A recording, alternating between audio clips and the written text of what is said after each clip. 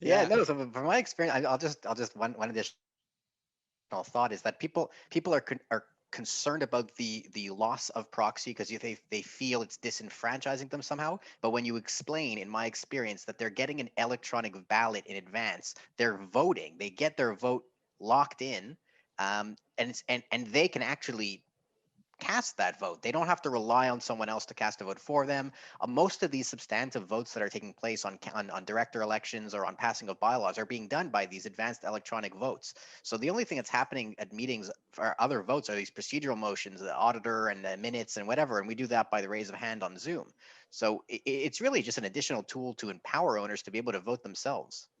Right, right. And Catherine, maybe 10 days ago or so, the CAO actually issued a guide. I don't know if you were going to be talking about that or not. I don't want to put you on the spot, but the CAO actually addresses ways of regulating the proxies because I guess in the old days, somebody would show up at your registration desk with a hockey bag full of proxies. You'd be lucky if they did it 40 minutes ahead of time. They'd usually just spring it on you 2 minutes before the AGM. And so, how do you sort of ensure that your proxies are received in time, processed in time, and so on and so forth? Like, have you changed your approach slightly, or? We have changed our approach slightly. And as Josie had mentioned, there will be the occasion where a paper proxy is required for some kind of a reason. And in that case, you want to be very clear from the get go that proxies and anything paper related need to be processed, and typically the day before the meeting comes to be called. And that way you can ensure that they can be vetted properly, received properly, and the votes that are included on the paper form can be counted properly. One of the best experiences that I had, a very large community in my portfolio. High school students still need volunteer hours in order to complete their diploma.